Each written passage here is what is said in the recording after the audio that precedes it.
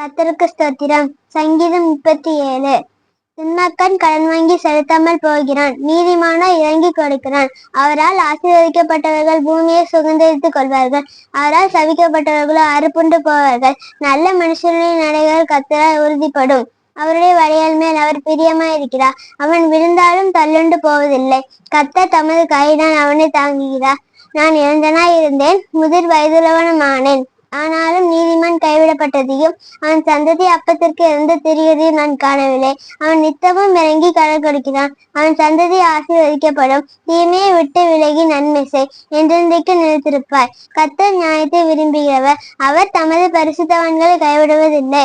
அவர் என்றென்றைக்கும் காக்கப்படுவார்கள். துன்மார்க்கரின் சந்ததியோ அறுப்புண்டு போம். நீதிமான் பூமியை சுதந்தரித்துக் கொண்டு என்றென்றைக்கும் அதிலே வாசமாய் இருப்பார்கள்.